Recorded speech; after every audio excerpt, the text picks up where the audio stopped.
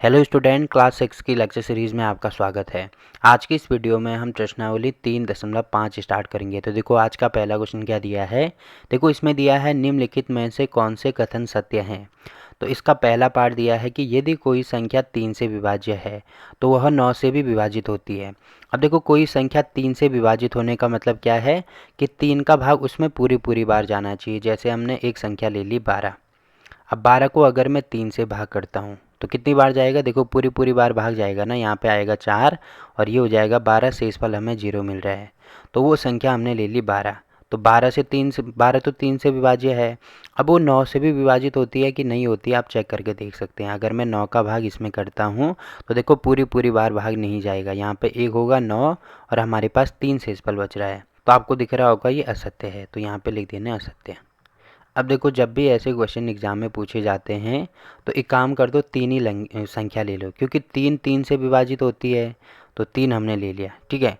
अब 3 में भाग कर दो, ये जो दूसरी संख्या है 3 में 9 का भाग करेंगे तो देखो पूरी बार जाएगा क्या, नहीं जाएगा। इसका मतलब ये क्या है, असत्य है। तो आप इसको ऐसे याद रख सकते हैं। तो पहला पार्ट इसमें हो गया, ठीक है। वैसे ही देखो दूसरा पार्ट हमें क्या दिया है। देखो यहाँ पे दिया है कि यदि एक संख्या 9 से विभाज्य है तो वह 3 से भी अवश्य विभाजित होगी। अब देखो इस बार दे रखा है 9 से विभाज्य है, तो 9 से विभाजित तो 9 ही होती है, क्योंकि 9 भागा 9 करते हैं तो कितना आता है, 9 एकम 9, यहाँ पे हो जाएगा 0, शेषफल 0 मिल रहा है, मतलब पूरी बार विभाजित होगी। तो संख्या हमने 9 ही ले रखी है। अब 9 को 3 से भाग करके देख लो तो कितना आएगा, यहाँ पे आएगा 3 और यहाँ पे आएगा 9। अब देखो यहाँ पे भी हमें शेषफल 0 मिल रहा है। बोलने का मतलब ये है कि यदि एक संख्या, वो हमने 9 ली है, 9 तो 9 से विभाज्य है, एक संख्या 9 से विभाज्य है तो वह 3 से अवश्य विभाजित होगी। तो देखो क्योंकि इसी संख्या से, ये जो संख्या है इसी संख्या से विभाजित हो रही है, तो बाकी इसके जितने भी गुणा जाएंगे, जैसे 9 हो गया, 18 हो गया, 27 हो गया, 36 हो गया, तो ये सारे किससे विभाजित होंगे, 3 से भी विभाजित होंगे, ठीक है। तो यहाँ पे ये चीज़ सही लिखी गई है, इसका मतलब ये क्या है, सत्य है। तो देखो दूसरा पार्ट भी हो गया। वैसे ही अब देखो अगला पार्ट क्या दिया है इसमें। देखो इसमें दिया है एक संख्या 18 से भी विभाज्य होती है यदि वह 3 और 6 दोनों से विभाज्य हो। अब देखो कहने का मतलब क्या है कि कोई संख्या है, मान लीजिए हमने ले ली 24, ये किससे विभाज्य है, ये 3 से भी विभाज्य है, ठीक है। वही मैंने दूसरी संख्या ले ली, मतलब संख्या तो 24 ही है, ये 6 से भी विभाजित होनी चाहिए। तो आपको दिख रहा होगा कोई संख्या की बात की जा रही है, तो कोई संख्या हमने ले ली 24। अब इसमें दिया है कि यदि वह 3 और 6 दोनों से विभाज्य हो, तो 24 देखो 3 से भी विभाजित होती है, 6 से भी विभाजित होती है। तो इसमें दिया है कि वो 18 से भी विभाज्य होगी। तो देखो 24 18 से विभाज्य हो रही है कि नहीं हो रही है, कितनी बार जाएगा, 18 कम 18 होगा। और यहाँ पे आपको दिख रहा होगा 6 से इस बार आ रहा है, तो पूरी बार विभाजित होती है क्या, नहीं होती है। तो इसका मतलब ये क्या लिखा गया है, यहाँ पे असत्य लिखा गया है। अब देखो असत्य क्यों लिखा गया है, जैसे हमने 3 के केस में 3 की भाज्यता का नियम जैसे हमने पढ़ा था कि अगर 6 है तो मतलब किसी भी संख्या का भाग 6 में कब जाएगा, जब उसका भाग 2, जब उस संख्या में 2 का भाग भी पूरी बार जाएगा और 3 का भाग भी पूरी बार जाएगा। देखो ये चीज़ इसमें अप्लाई होती है, ठीक है। अब देखो क्योंकि इन दोनों में आपको कुछ दिख रहा है क्या, इन दोनों में ये दिख रहा है हमें कि ये क्या है, सहअभाज्य संख्याएं हैं। सहअभाज्य होने का मतलब क्या है कि इनका इनका जो एचसीएफ है या इनका जो सारो गुणनखंड है वो कितना है, 1 के बराबर है, ठीक है। या ऐसे समझ सकते हैं कि हाँ इन इन दोनों का सारो गुणनखंड 1 ही आ रहा है, अभी ऐसे समझ सकते हैं। अब आगे आने वाले क्वेश्चन में हम ये सीखेंगे कि इन दोनों का एचसीएफ या मौसा 1 के बराबर आता है, इसीलिए ये क्या है, ये सहअभाज्य संख्याएं हैं। अब सेम टू सेम यहाँ पे दिख रहा होगा आपको कि 18 को अगर मैं लिखता हूँ तो 18 को मैं 3 गुणा 6 लिख सकता हूँ। देखो वही चीज़ लिखी है ना जो हमने यहाँ पे लिखा है 6 के लिए, 2 गुणा 3। 2 गुणा 3 का मतलब 2 का भाग भी जब किसी संख्या में जाएगा 3 का भाग भी जाएगा, तो इसका मतलब 6 का भाग भी जाएगा। तो वही चीज़ हमने 18 के लिए भी लिखी है, 3 गुणा 6। पर यहाँ पे 6 गुणा 3 18 होता है। पर यहाँ पे एक चीज़ आपको ये ध्यान रखनी है कि इनका क्या होना चाहिए, ये सहअभाज्य संख्याएं होनी चाहिए। सहअभाज्य संख्याएं होने का मतलब क्या है कि इनके बीच में जो सारो गुणनखंड होगा वो केवल 1 होना चाहिए। तो यहाँ पे तो 1 नहीं है, देखो 3 के गुणनखंड करेंगे तो ये हो जाएगा 1 और 3, और 6 के गुणनखंड करेंगे तो ये हो जाएगा 1 2 3 6। तो सारो गुणनखंड 1 होना चाहिए। तो देखो 1 यहाँ भी आ रहा है, यहाँ भी आ रहा है, ठीक है, 1 तो सही है, बट 3 यहाँ भी आ रहा है और 3 यहाँ भी आ रहा है, तो केवल एक सार्वगुणनखंड नहीं है ना, 3 भी है, इसीलिए क्या होगा यहाँ पे ये चीज़ असत्य हो जाएगी। आप ऐसे भी ध्यान रख सकते हैं। बाकी ये वाला मतलब ये वाला एग्जाम्पल तो मैंने आपको दे ही दिया, ठीक है। तो देखो ये वाला पार्ट भी हो गया। अब देखो अगला पार्ट क्या दिया है इसमें, देखो इसमें दिया है यदि एक संख्या 9 और 10 दोनों से विभाज्य है तो वह 90 से भी विभाज्य होगी। अब देखो यहाँ पे ये चीज़ अप्लाई होगी, क्योंकि 9 गुणा 10 करेंगे, 9 गुणा 10 करेंगे तो कितना आता है, 90 आता है। और इन दोनों का जो सार्वगुणनखंड होगा अगर हम निकालें तो कितना होता है, 1 होता है, ठीक है। जैसे 9 के गुणनखंड कर दिए तो 1, 3 और 9 होगा। 10 के गुणनखंड कर दो तो ये हो जाएगा 1, 2, 5 और 10। आपको दिख रहा होगा सारों गुणनखंड का मतलब जो यहाँ पे भी मौजूद हो यहाँ पे भी मौजूद हो, तो केवल एक ही है, बाकी और कुछ भी मौजूद नहीं है, तो इनका सारों गुणनखंड 1 है। इसीलिए हम कह सकते हैं कि इन दोनों को आपस में गुणा करके क्या आएगा, 90 आएगा।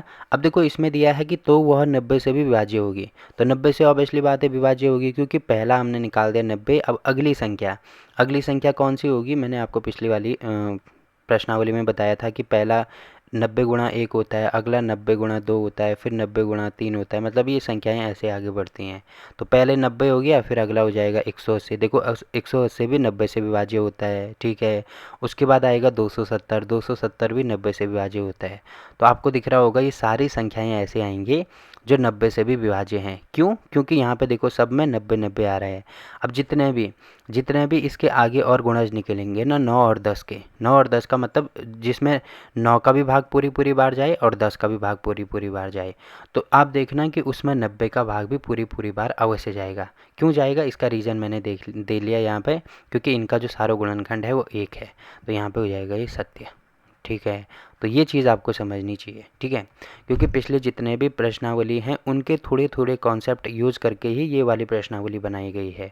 और अगर पिछले वाले जितने भी प्रश्नावली हैं वो आपके उसके क्वेश्चन और उसके कॉन्सेप्ट आपको अगर ढंग से नहीं आते हैं तो ऐसी प्रश्नावली, इस प्रश्नावली को आप नहीं कर सकते हैं। इस प्रश्नावली को क्या, इसके आगे आने प्रश्नावली जितने भी हैं उनको भी नहीं कर सकते हैं। तो पहले आपको स्टार्टिंग से ढंग से ये चीज़ समझनी है, और धीरे धीरे करके आगे बढ़ेंगे तो सारी चीज़ें बहुत अच्छे से समझ में आएंगी, ठीक है। तो देखो ये वाला क्वेश्चन भी हो गया।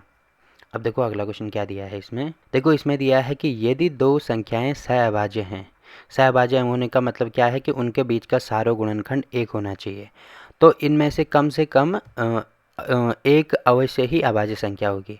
अब देखो ये ज़रूरी है क्या, ये बिल्कुल भी ज़रूरी नहीं है। क्यों, क्योंकि अगर मैंने कोई संख्या ले ली 8 और दूसरी संख्या ले ली 9, अब देखो ये भी अभाज्य संख्या नहीं है, ये भी अभाज्य संख्या नहीं है।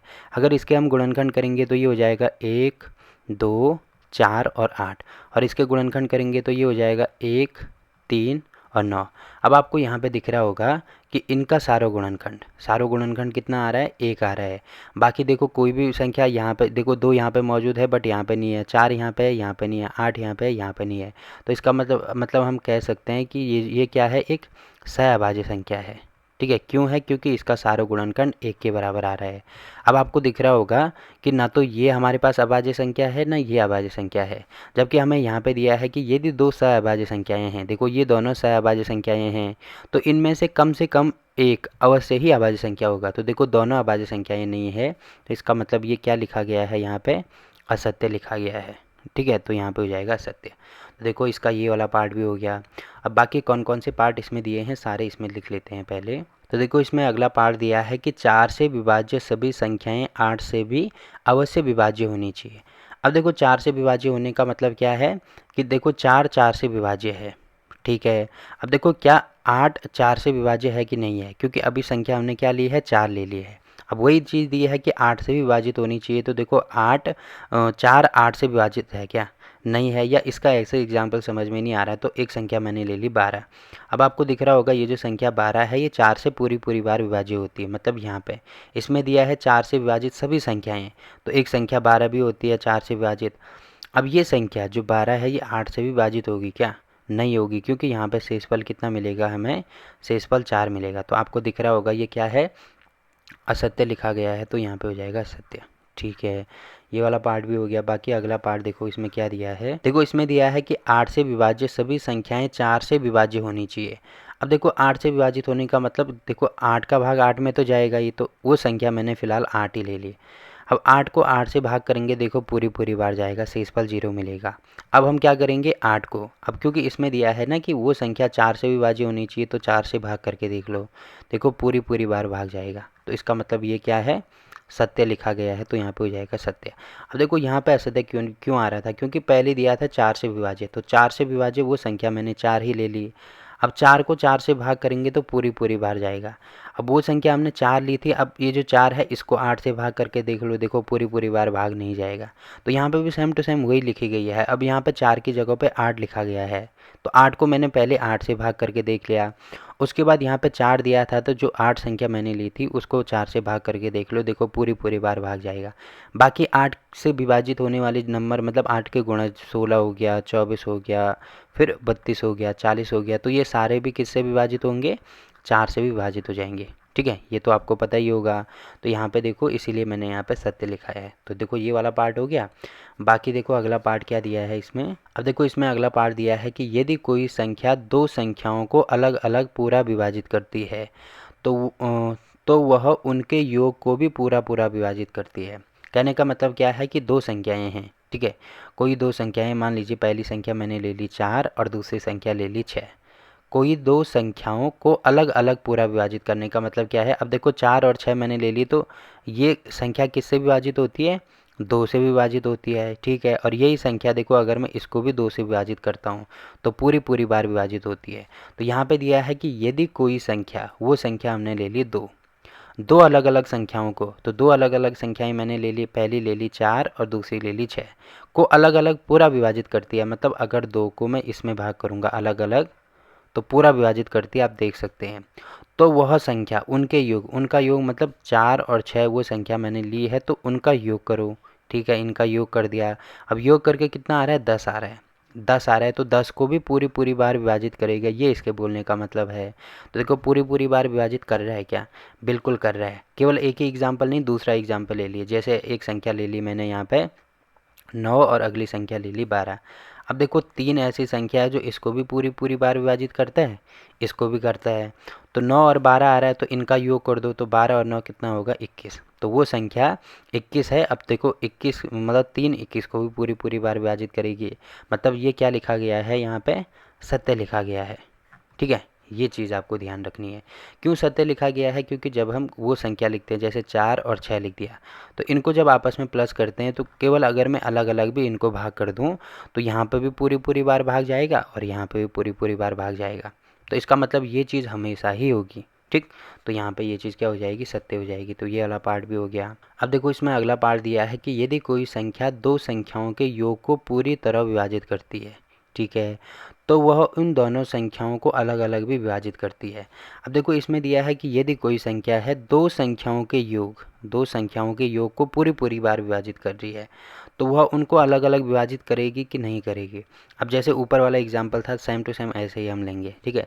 जैसे कोई संख्या मैंने ले ली, कितनी, 10 ले ली, ठीक है। अब 10 आपको दिख रहा होगा, ये 10 5 को पूरी पूरी बार विभाजित करती है, ठीक है। मतलब 5 10 को पूरी पूरी बार विभाजित, मैंने उल्टा बोल दिया, 5 10 को पूरी पूरी बार विभाजित करती है, ठीक है। अब 10 को मैं ऐसे लिख सकता हूँ क्या, 10 प्लस 2 ऐसे लिखा जा सकता है। 10 प्लस 2 नहीं, सॉरी 8 प्लस 2, 8 प्लस 2 कितना होता है, 10 होता है। तो इसमें दिया है यदि कोई संख्या दो संख्याओं के योग को पूरी पूरी बार विभाजित करती है, तो जैसे मैंने ले लिया 10, अब 10 किसका योग मैंने मान लिया, अभी मान लिया मैंने 8 प्लस 2, तो 8 प्लस 2 का मैंने योग मान लिया। अब कितना आ रहा है, 10 आ रहा है। अब वो संख्या जो है, मतलब 5 संख्या मैंने ले ली, तो 5 10 को पूरी पूरी बार विभाजित कर रही है। तो इसमें दिया है तो वह उन दोनों संख्याओं को अलग अलग विभाजित करेगी कि नहीं करेगी। देखो यहाँ पे अलग अलग का मतलब 8 का भाग अगर मैं 5 में करता हूँ, फिर 2 का भाग अगर मैं 5 में करता हूँ, तो देखो पूरी पूरी बार विभाजित करेगी क्या, नहीं करेगी। इसका मतलब ये भी क्या लिखा गया है, असत्य लिखा गया है। बाकी आप 10 के अलावा कुछ भी ले सकते हैं। जैसे मैंने ले लिया 12, अब 12 मैंने ले लिया, तो इसमें मैंने कर दिया 6 का भाग, देखो पूरी पूरी बार जाएगा। अब 12 को मैं ऐसे भी लिख सकता हूँ 11 प्लस 1, अब इसमें भी 6 का भाग करके देख लो ना, तो यहाँ जाएगा ना यहाँ जाएगा। 12 को ऐसे भी लिख सकते हैं 6 प्लस 6, तो देखो यहाँ पे 6 का भाग जाएगा, पर यहाँ पे भी जाएगा। पर देखो हर कंडीशन में तो नहीं आएगा ना, देखो यहाँ पे तो आ रहा है, यहाँ पे तो ये चीज़ आ रही है, बट यहाँ पे नहीं आ रही है। अब देखो एक भी कंडीशन में अगर हमें नहीं मिलता है, तो उसका मतलब वो चीज़ क्या हो जाती है, असत्य हो जाती है, ठीक है। तो यहाँ पे ये चीज़ हो जाएगी असत्य। तो देखो ये वाला पार्ट भी हो गया। तो यहाँ पे इसी पार्ट के साथ क्वेश्चन नंबर 1 यहाँ पे कंप्लीट होता है। ठीक है। अब देखो अगला क्वेश्चन क्या दिया है इसमें। देखो इसमें दिया है यहाँ 60 के लिए 2 भिन्न भिन्न गुणनखंड वृक्ष दिए गए हैं, इसमें अज्ञात संख्याएं लिखिए। तो देखो ये करना तो बहुत आसान है। जैसे आपको दिख रहा होगा जो 60 है उसको हमने तोड़ दिया 6 गुणा 10, 6 गुणा 10, तो 10 जगह कितना होता है 60 होता है। ठीक है। वैसे ही जो 6 है उसको हमने तोड़ दिया 2 गुणा, अब देखो यहाँ पे क्या आएगा, ऑब्वियसली बात है यहाँ पे 3 आएगा, क्योंकि 3 गुणा 2 करेंगे तभी हमें 6 मिलेगा। तो वैसे ही देखो यहाँ पे 10 है तो इसका मतलब 5 गुणा यहाँ पे क्या आएगा 2, 5 गुणा 2 करेंगे तब हमें 10 मिलेगा। तो देखो इतना इनको करना कितना आसान है। यहाँ पे देखो 3 हमने निकाल दिया, यहाँ पे हमने 2 हमने निकाल दिया, तो देखो इसका अज्ञात संख्या हमने निकाल दी 3 और 2 हैं। देखो ये वाला पार्ट हो गया। अब अगला पार्ट देखो क्या दिया है इसमें। जैसे ये वाला पार्ट है तो इसमें आपको दिख रहा है 60 है। अब देखो 30 एक संख्या आ गई, तो इसको मैं किससे गुणा करूं जिससे कि मुझे 60 मिले। तो आपको समझ में नहीं आता तो एक काम कर दो ना, 60 और यहाँ पे 30 है ना, 30 भागा 60 कर दो तो कितनी बार जाएगा, 2 बार जाएगा, 30 दूनी 60 होता है, तो यहाँ पे आएगा 2। तो मतलब 3 गुणा 2, 30 गुणा 2 करूँगा तब हमें 60 मिलेगा। ठीक है। अब देखो 30 को हमें 10 गुणा किस में तोड़ना है, 10 गुणा 3 करेंगे तो 10 3 30 होगा ना, ये भी हो गया। अब देखो 10 है तो इसको मैं दो संख्याओं मतलब 5 गुणा 2 में तोड़ सकता हूँ, तो 5 गुणा 2 करेंगे तो 10 मिलेगा। वैसे ही 10 गुणा 3 करेंगे तो 10 30 मिलेगा, 30 गुणा 2 करेंगे तो हमें 60 मिलेगा। तो इसमें ये अज्ञात संख्याएं थी जो कि हमने निकाल दी। ठीक है। तो देखो इसका बी पार्ट भी हो गया और इसी के साथ क्वेश्चन नंबर 2 भी यहाँ पे कंप्लीट होता है। ठीक। अब देखो अगला क्वेश्चन क्या दिया है इसमें।